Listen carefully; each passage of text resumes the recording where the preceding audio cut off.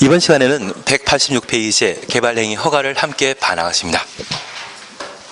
여기 개발행위 허가 파트는 두 문제가 시험에 나오게 되는데, 시험에 나올 때는 좀 정해져 있습니다. 무조건 기반설 부담구역과 기반설 설치계획이 시험에 나올 겁니다. 그리고 남아있는 하나가 문제입니다. 그걸 봐주셔야 되거든요. 우선 2번 보게 되면 개발행위 허가 대상이라 해서 옆에 페이지에 개발행위 6가지를 볼 수 있습니다. 건설, 건축, 공장 설치, 토지의 형질 변경, 토석 채취, 토지 분할, 물건 쌓아놓는 행위. 그리고 제가 간혹 숙제를 해달라 부탁드리는 게 있는데, 아마 제가 첫 번째 숙제가 용도지역, 용도지구, 용도구역을 이번 3월달에 처음 공부하신 분이라면 반드시 봐달라고 부탁드렸습니다. 지역, 지구, 구역. 예, 보라고 한번 한 적이 있습니다. 그리고 두 번째 숙제가 바로 2월달에 개발행위 허가와 관련되어 설명드린 게 있는데, 그걸 한번 봐줘야 됩니다. 지금 방금 보시는 이 6가지 설명하는데, 그때 사용했던 시간이 아마 2시간이나 3시간 정도를 여기에 할애했던 것 같습니다. 지금도 똑같이 하면 좀 힘들거든요. 그래서 얘를 한번 봐주셔야 됩니다. 그리고 한 장 넘기시면 3번 개발행위 허가 대상에서 제외되는 것으로 1. 재해복구나 재난소를 위한 응급조치라는 게 있습니다. 그리고 3번 경미한 행위라는 게 있습니다. 우리가 경미한 행위와 관련되어 기억해 주실 것은 광역도시계획이나 도시군 기본계획 수립 시에는 장기 발전 방향, 비전 제시하는 행위이기 때문에 경미한 행위가 없습니다. 대신 도시군 관리 계획은 현실에 관한 집행이기 때문에 경미한 사항이 생길 수 있고 특정 절차를 생략했던 게 있었습니다. 여기도 개발행위도 비전을 제시하는 것입니까? 현실입니까? 현실. 그래서 이 경미한 행위에 대해서는 허가 없이 하는 경우가 있습니다. 그걸 잡아주시는 게 필요합니다. 그리고 한 장 넘기십니다. 190페이지는 개발행위 기준이라 해서 허가 기준으로 1. 허가의 기준 면적이라는 말을 우리가 볼 수 있습니다. 여기 기준 면적과 관련되어 박스에 동그라미 1번 주거적, 상업지역 등에는 10,000 미만, 공업지역은 30,000 미만, 그리고 관리지역, 농림지역은 30,000 미만인데 자연환경 보전지역은 5,000 미만. 지금 숫자에 대해서는 신경 쓰지 마십시오. 지금 필요한 것은 미만입니다. 그리고 이 숫자는 작년에 기출문제 출제했기 때문에 올해 안 나옵니다.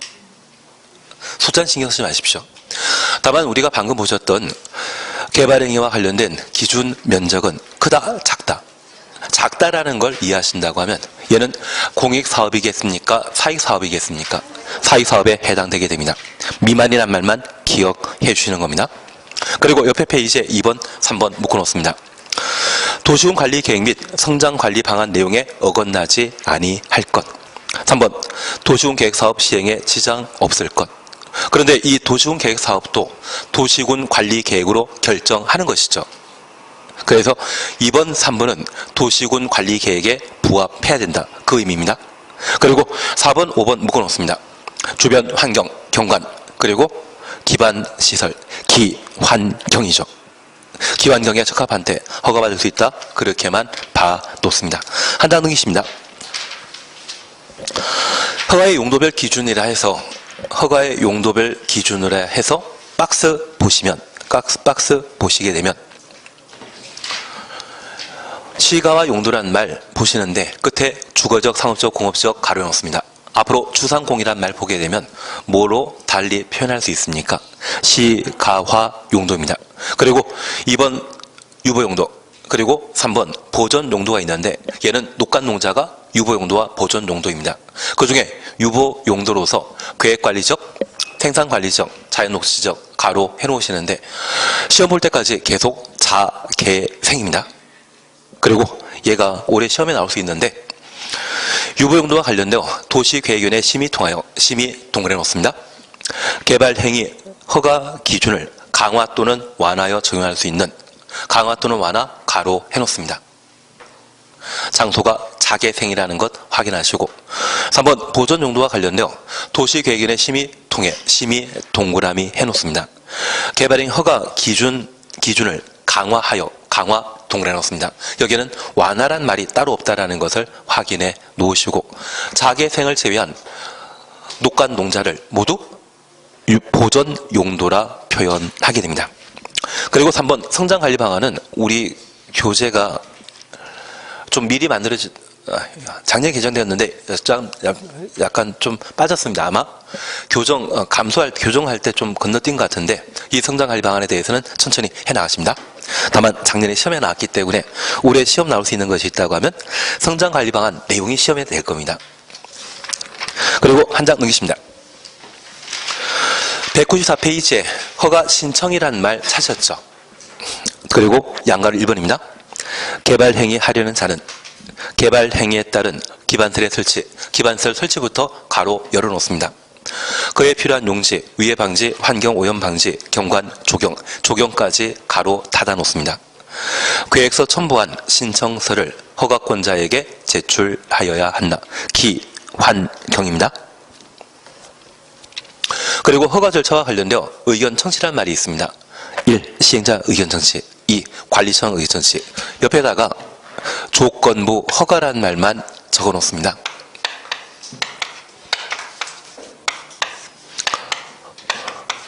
조건부 허가 시에는 신청한 자의 의견 듣도록 의견 청취를 하도록 되어 있습니다. 그래서 공법상 의견 청취는 총 5번 있습니다. 주민 의견 청취와 하급 행정청의 의견 청취가 있습니다. 그리고 조건부 허가 시에는 신청한 자의 의견 드렸도록 되어 있고 도시군 계획설 사업 시행자의 의견 듣는 것과 관리청의 의견 듣는 것 총 5번의 의견 청취가 있습니다.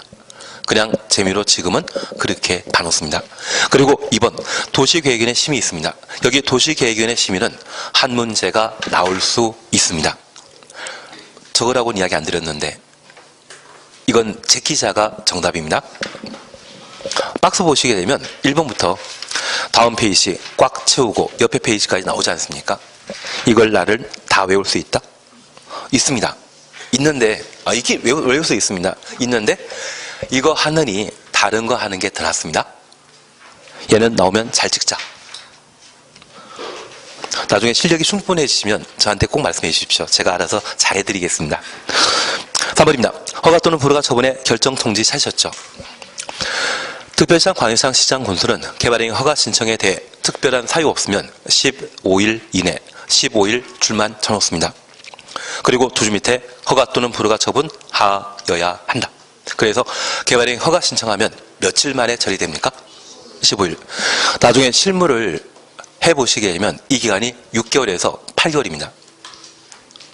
실무에서는 6개월, 8개월인데 법에서는 명목상은 며칠? 15일. 그래서 15일 내 인허가 처분 안 해줬다고 남양시장님 쫓아가셔가지고 멱살 잡으려 하시면 안 됩니다. 한 6개월, 8개월은 그냥 기다리시는 게 제일 낫습니다. 한 단 넘기시면 조건부 허가라는 말 우리 보실 수 있고 5번 이행보증금 찾으셨는데 이행보증금은 누가 내겠습니까? 이제 고수가 되셨습니다. 그걸 구분할 정도면 이제 고수가 되신 겁니다. 다음 페이지의 효과에 대해서는 필요 없으시고 201페이지에 준공검사라는 말 찾았습니다. 그리고 이 준공검사와 관련되어 박스를 잠깐 보시게 되면 건축물 건축, 공작물 설치, 토지의 형질 변경, 토속 채취 4가지가 준공검사 대상이다. 그렇게만 보시면 됩니다. 이제 다시 187페이지 봐주시는 겁니다.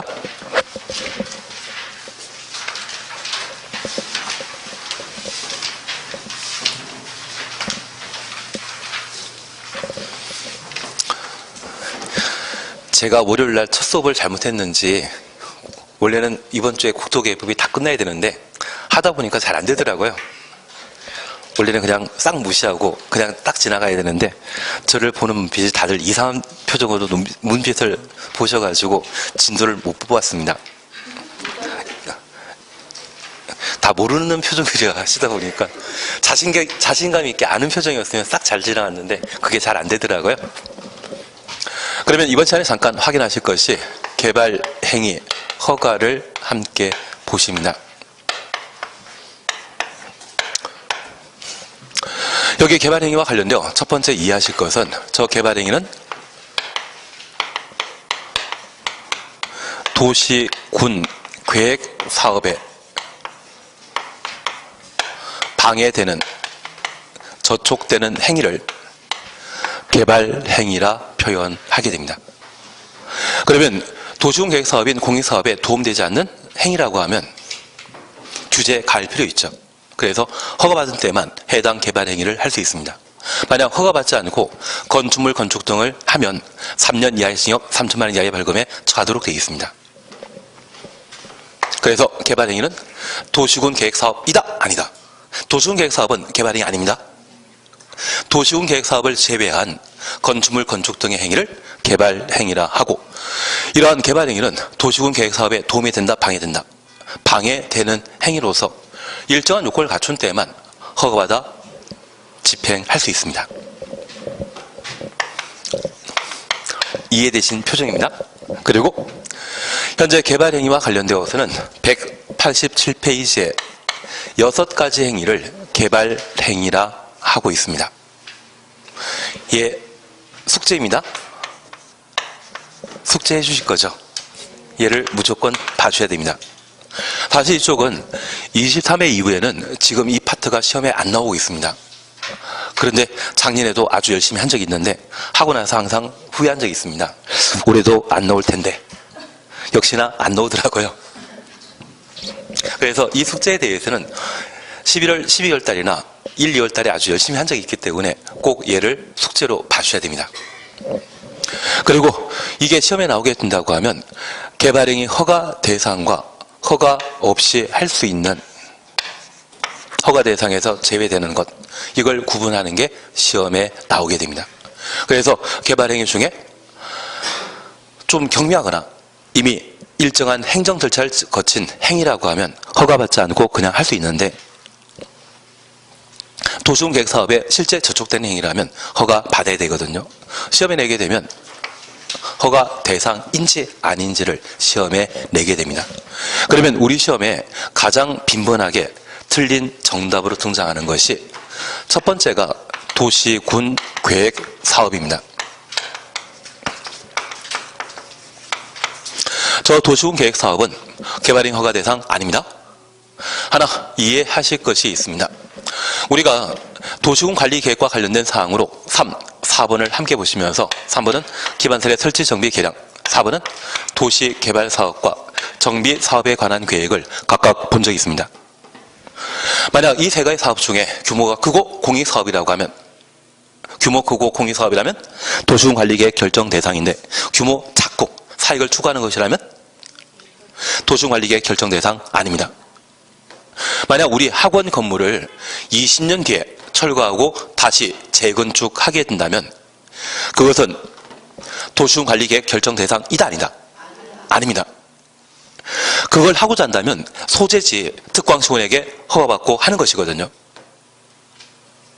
사익사업일 때는 개발행위 허가 대상이 되는 것이고요. 공익사업이라면 도시군 관리 계획 결정 대상이 되게 됩니다. 그 중에 공익사업인 도시군 관리 계획으로 이미 결정된 도시군 계획 사업의 경우에는 도시군 관리 계획으로 결정되었기 때문에 따로 특광시군에 허가받을 필요 없는 겁니다. 그러면 이 도시군 계획 사업은 도시군 계획시설 사업 기억나시죠? 개발사업, 정비사업 기억납니다. 도시군 계획시설 사업에 따른 건축물 건축, 공작물 설치 허가받을 필요 있다, 없다? 없습니다.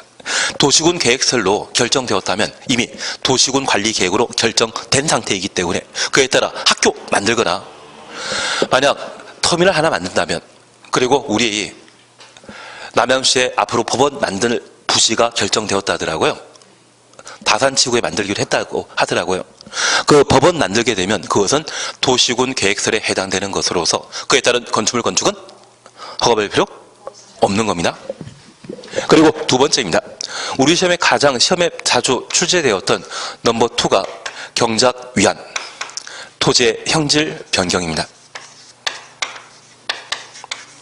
경작 위한 토지의 형질 변경은 허가 대상 아닙니다.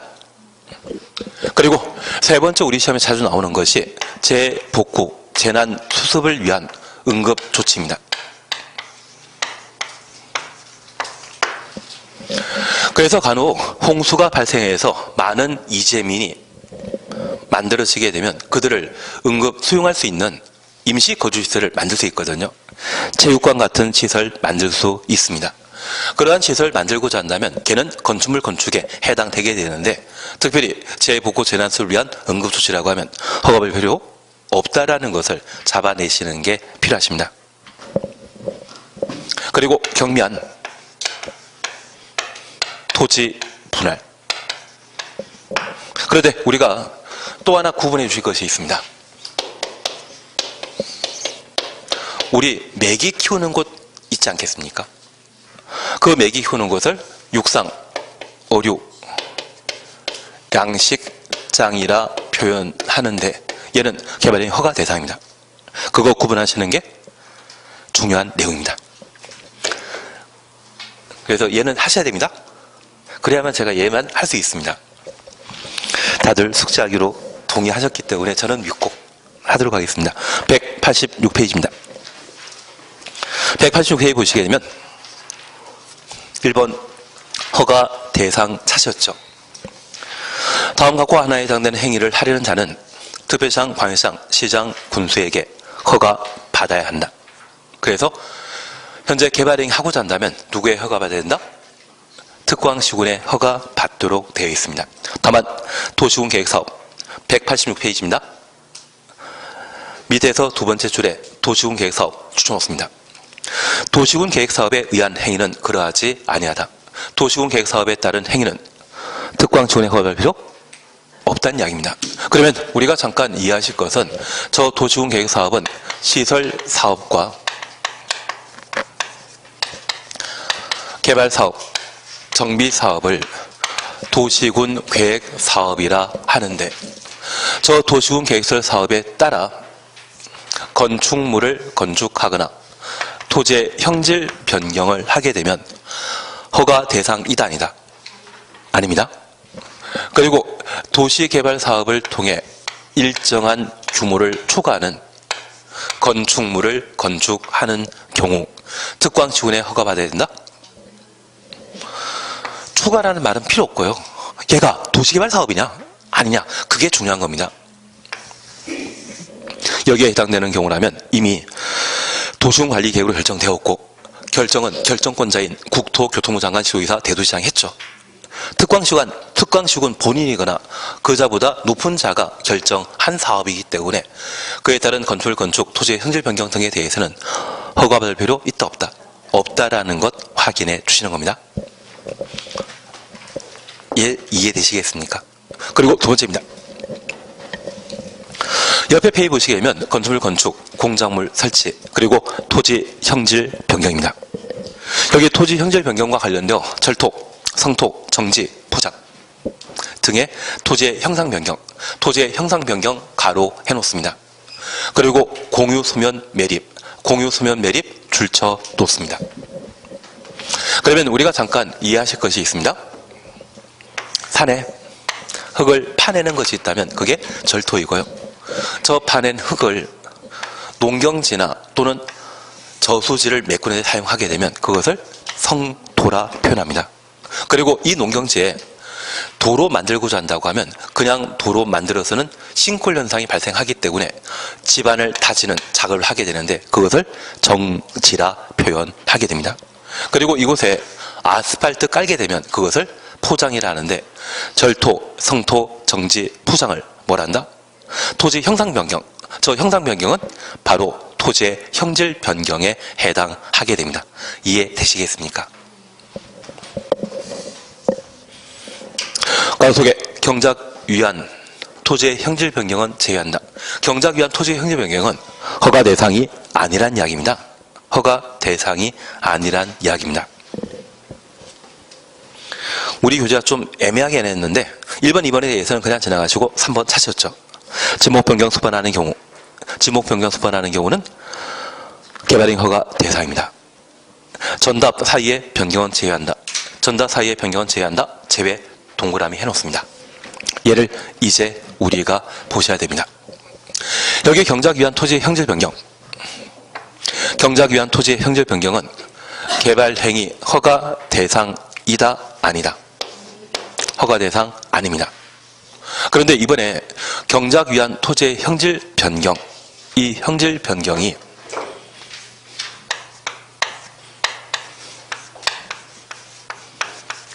지목 변경 수반하는 경작 위한 토지의 형질 변경이었다면 허가 받아야 되고요.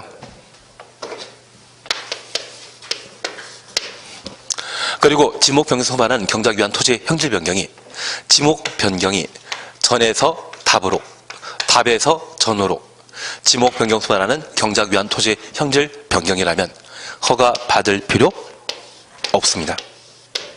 그러면 우리 잠깐 이해하실 것이 있습니다. 가끔 조합면에 농경지 방문하시다 보면 한 해 농사가 모두 끝났을 때 지력이 다한 농지의 경우는 다른 곳에서 흙을 사다가 농지 한가운데 쌓아놓는 것 보신 적 있습니까? 흙 쌓아놨으면 그게 뭐다? 성토입니다. 그 성토하는 것은 경작 위한 토지의 형질 변경으로서 이러한 것들은 허가받지 않고 그냥 할 수 있거든요. 그런데 우리가 하나 이해하실 것이 있습니다. 우리가 공부하는 다양한 법은 우리 국민을 절대적으로 평등하게 대접합니까? 상대적으로 평등하게 대접합니까? 상대적으로 평등하게 대접합니다. 우리 헌법의 평등권은 상대적 평등이 특징이거든요. 만약 이걸 절대적 평등으로 바꾸게 된다고 하면 우리가 북한 쫓아가는 것과 똑같습니다. 그리고 소련이나 중국의 1970년대 경제를 쫓아가는 것과 마찬가지입니다. 그래서 절대적 평등을 강조하게 된다고 하면 간혹 포퓰리즘이라는 이야기를 하는 게 그 사회주의 쪽으로 가는 것이 아닌가, 그런 이견이 있는 겁니다. 그러면 우리 법에서는 도시민과 그리고 농어민으로 대한민국 구성원을 구분하게 됩니다. 이 농어민에 대해서는 상대적 평등 가하게 되었을 때 이들에게는 혜택, 복지 다양하게 인정해야 되고, 도시민은 세금 많이 내지만 좀 가혹하게 대하는 것이 법의 형태입니다. 그래서 내가 농민이 되거나 또는 어민이 되게 되면 나라로부터 다양한 지원을 받게 됩니다. 그래서 내가 농업인이나 어업인 되게 된다면 한 17종류의 지원을 받게 되거든요. 그리고 우리 잠수 잘하십니까? 만약 잠수 잘하셔서 해남, 해녀가 되시게 된다면 그때는 5개 지원금이 더 추가됩니다. 그거 따지게 된다고 하면 아마 농촌에 사는 것도 괜찮으시거든요. 그러면 이제 우리가 잠깐 이해하실 것은 경작 위한 토지의 형질 변경은 누구를 위한 것이겠습니까? 농민. 저 농민이 이거 사는 경우에는 허가 없이 그냥 할 수 있다는 이야기입니다. 그런데 지목 변경을 수반하는 경작 위한 토지의 형질 변경에 대해서는 뭐 해야 된다? 허가 받아야 된다. 그런데 이 지목 변경은 우리 칠갑산이라는 노래 들어본 적 있으십니까? 그 칠갑산에는 콩밭 매는 아낙네가 등장합니다. 그리고 그 칠갑산은 한참 인기 끌었습니까? 1년 정도만 인기 끌다 말았습니까? 칠갑산이라는 노래도 모릅니다. 그런데 하나 이해하실 것이 있습니다.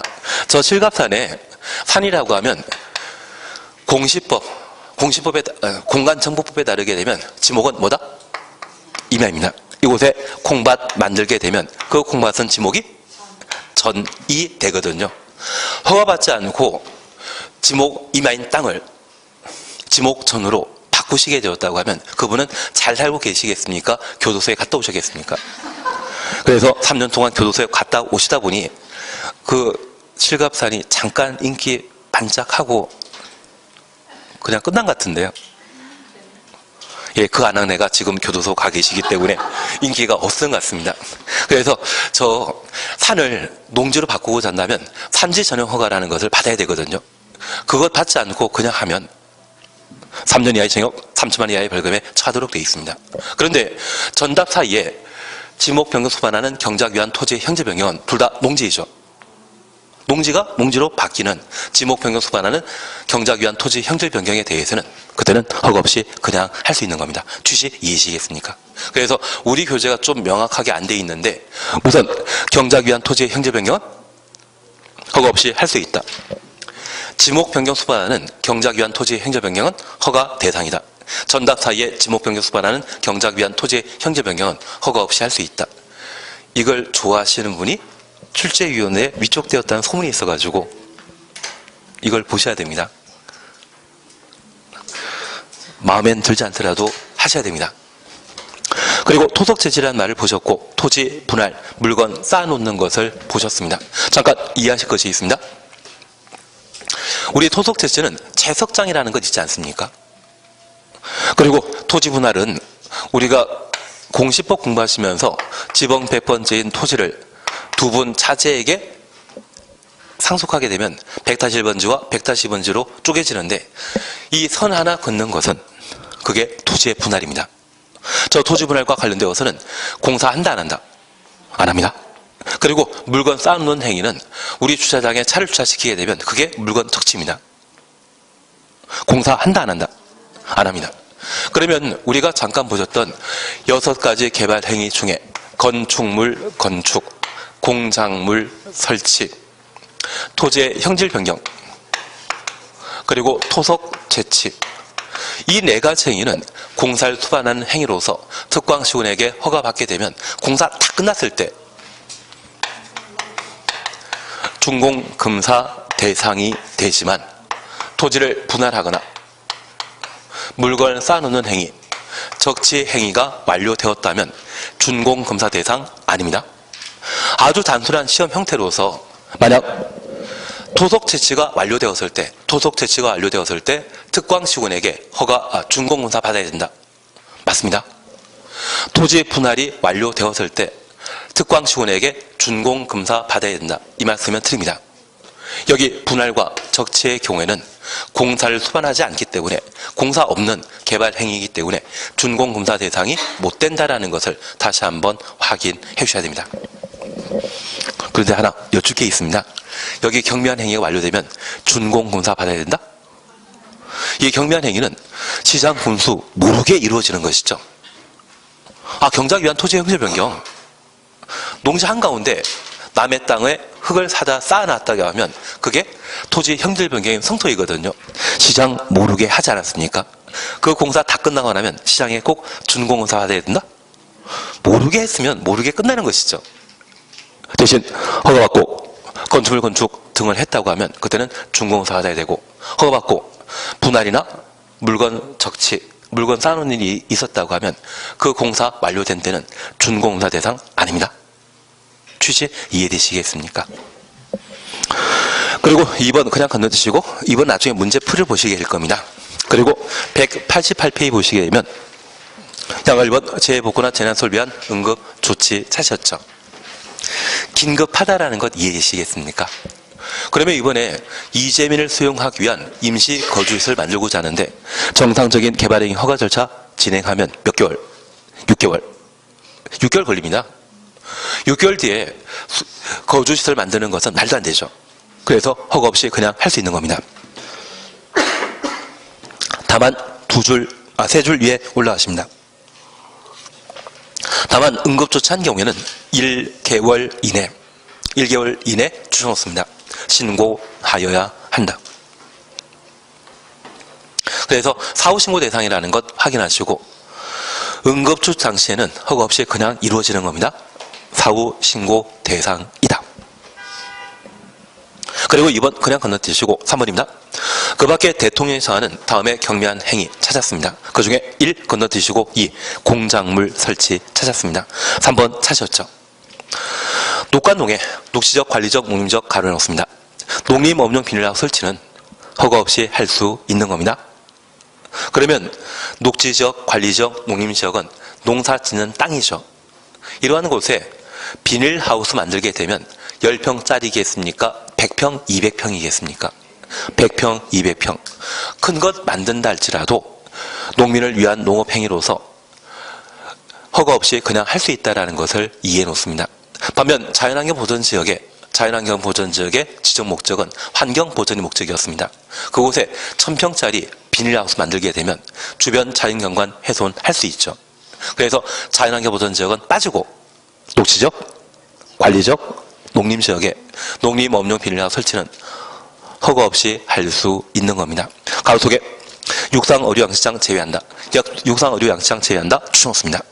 하나 이해하실 것이 있습니다. 만약 녹지지역, 생산 녹지역이 있습니다. 관리지역, 생산 관리지역이 있습니다. 그리고 농림지역, 농업과 임업을 위한 땅이죠. 이곳에 200평짜리 비닐하우스를 만들어 놨는데 이곳에 학교 만들기로 결정했거든요. 저 비닐하우스 제거하는데 시간 많이 걸린다? 금방 제거할 수 있다. 금방. 그래서 가끔 이 비닐하우스에 태풍 불게 되면 흔적도 안 남아나던데요. 쉽게 제거할 수 있다는 것을 이해해 주십시오. 그런데 이 비닐하우스 안에 육상의료 양식장으로서 메기 키우고자 한다면 땅을 파야만 메기 키우는 장소 만들 수 있거든요. 이곳이 학교시설 부지로 결정되었다고 하면 이제 파놓은 땅을 메꿔야만 학교 만들 수 있지 않겠습니까? 도시군 계획사업에 방해된다, 도움된다. 방해되는 육상의료 양식장을 만드는 경우에는 개발행위 허가 대상이 되는 겁니다.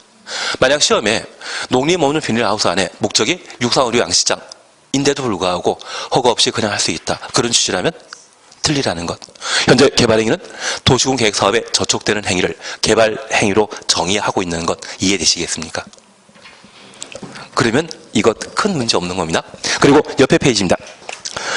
5번 보게 되면 토지의 분할입니다. 사도법에 의한 사도 개설 허가. 그리고 5번 너비 5m 여러분의 이미 분할된 토지를 건축법에 따른 분할 제한 면적 이상으로 분할하는 것. 이 1번, 5번에 대해서는 숙제로 봐주셔야 됩니다.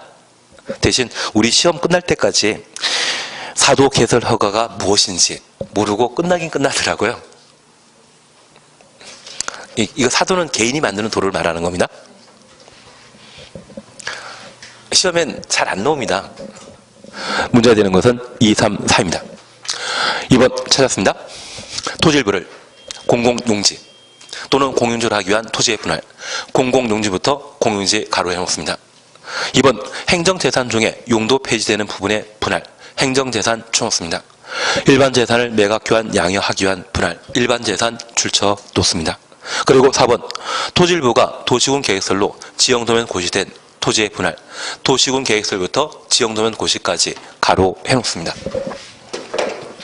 이제 우리 이걸 해주시는데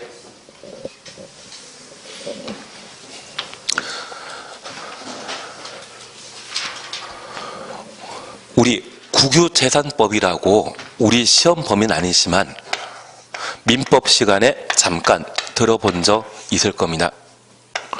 나중에 우리가 부동산 공인중개 자격 따고 또 감정평가 자격증도 욕심내신다고 하면 토익 700 나오면 감평 1차 영어는 면제되거든요.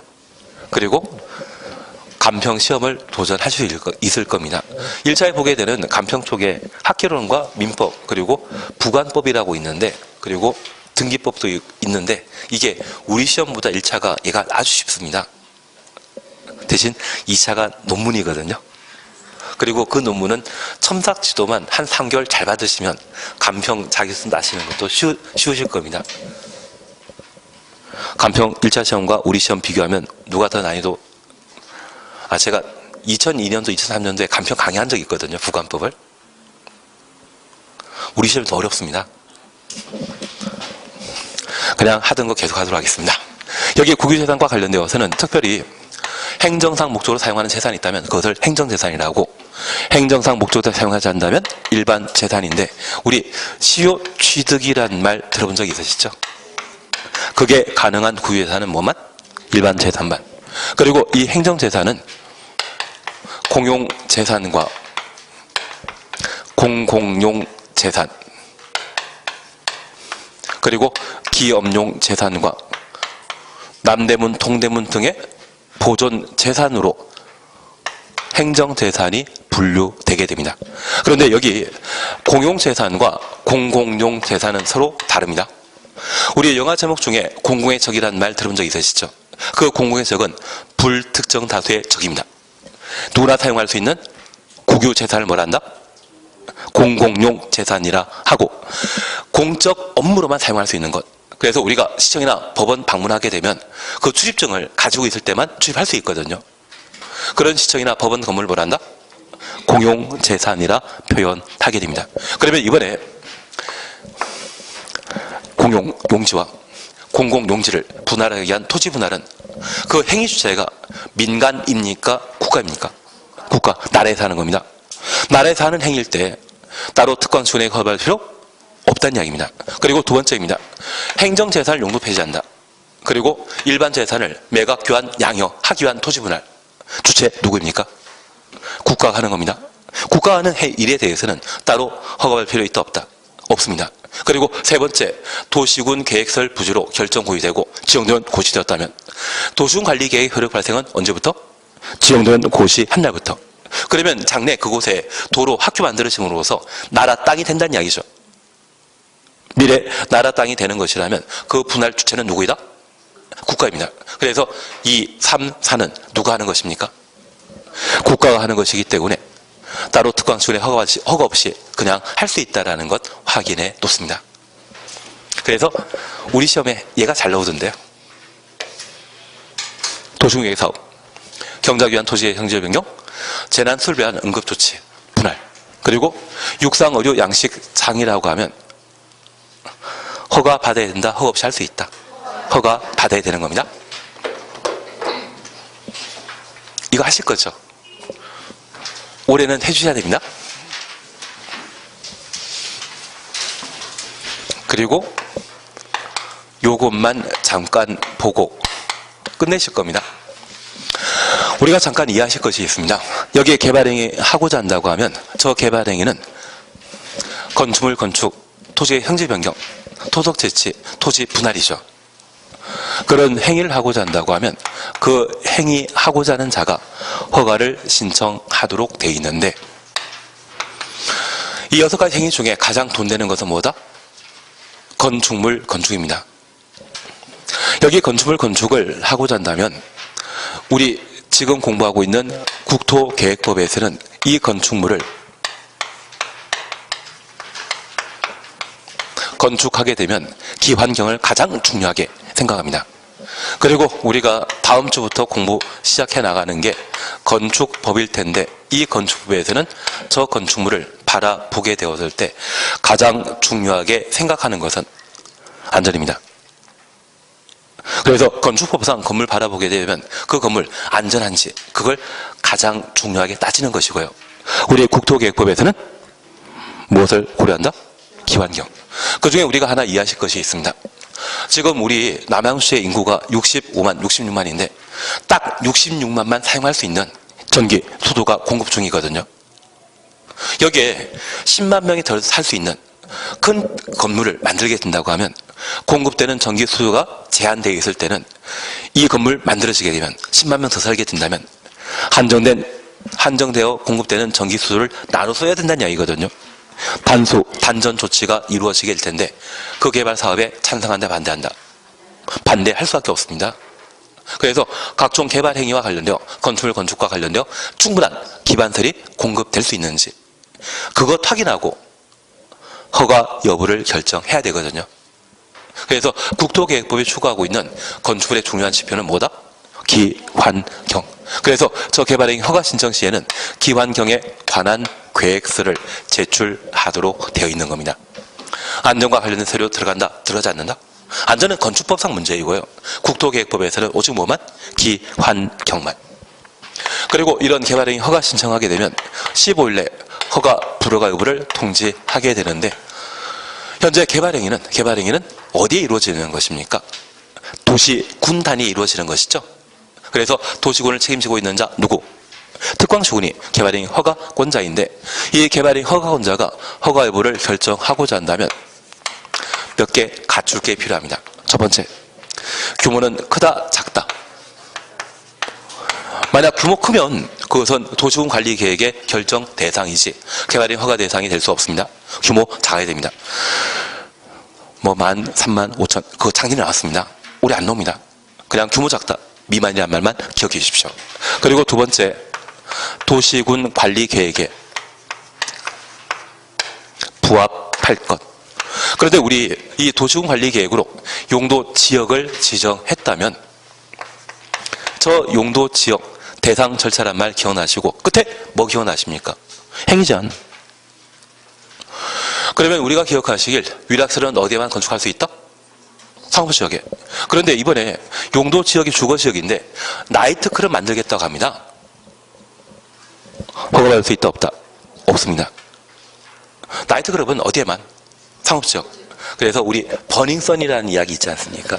그 버닝썬은 상업지역에 만들어진 호텔이겠습니까? 준주거지역에 만들어진 호텔이겠습니까? 준주거지역입니다. 그래서 위락설로는 정상적으로 허가 못 받으니까 이종 근린 생활설인 일반 음식점으로 허가받고 하는 것이거든요. 그리고 주변에서 찌르니까 그 책임 맡으신 분이 경찰총장님께서, 경찰총장이라는 거 없거든요. 그분께서 괜찮다고 했다고. 뭐 조사 안 나갔다 하던데요.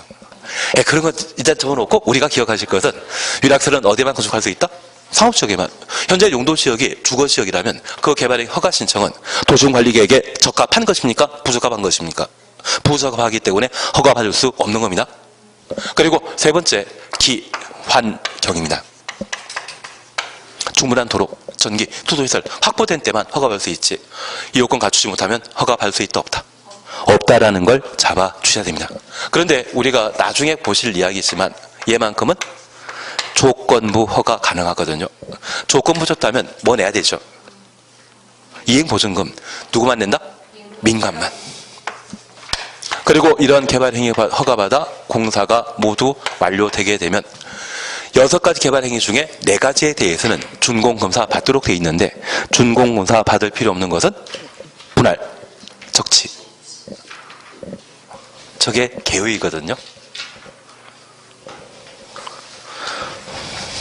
너무 심각하게 쳐다보지 마시고 다음 주에 190페이지부터 저걸 해 나가도록 하겠습니다. 오늘도 수고 많으셨습니다.